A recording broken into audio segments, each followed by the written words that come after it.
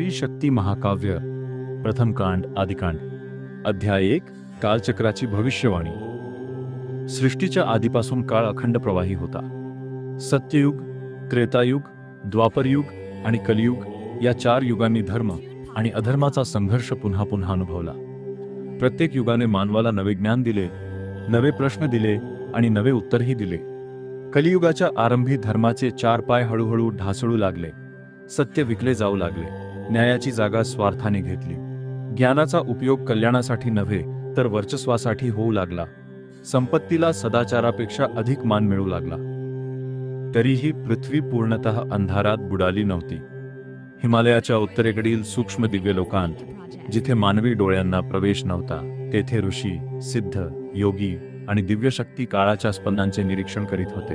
त्यांना जाणवत होते की विश्व एका अशा वळणावर येत आहे जिथे केवळ शस्त्रांनी नव्हे तर आत्मबल, ज्ञान आणि धर्म यांच्या एकत्रित तेजानेच संतुलन पुन्हा प्रस्थापित होईल। त्यावेळी कैलासावर गंभीर शांतता होती। भगवान महादेव समाधीमध्ये होते। माता पार्वती त्यांच्या समीप ध्यानस्थ होत्या। नंदी अचल उभा होता। गण शांत होते। त्या क्षणी काळाचे सूक्ष्म स्पंदन बदलले। महादेवांनी हळूहळू नेत्र उघडले। त्यांच्या त्रिनेत्रातून प्रकटलेल्या तेजाने दिशा उजळल्या।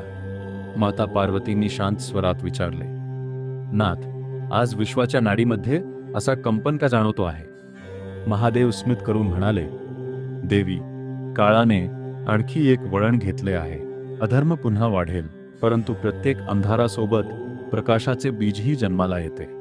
त्या क्षणी ब्रह्मलोक, वैकुंठा आणि कैलास या 3 दिव्य शक्ती क्षेत्रांमध्ये एकाच वेळी सूक्ष्म प्रकाश लहरी निर्माण झाल्या। विश्वातील असंख्य ऋषींना त्या संकेताचा अनुभव आला।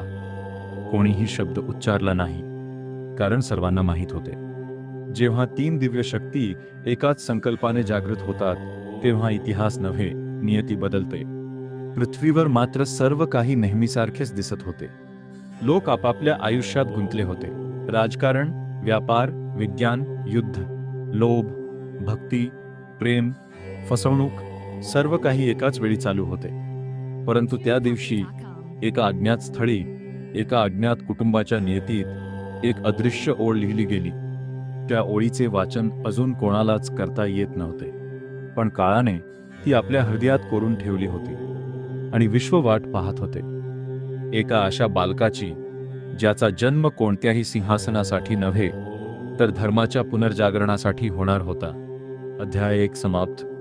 पुढील अध्याय सप्तऋषींची गुप्त सभा, जिथे प्रथमच त्या दिव्य भविष्यवाणीचा संपूर्ण अर्थ उलगडू लागेल आणि त्रिशक्ती या नावामागील गूढाचा पहिला पडदा उघडेल।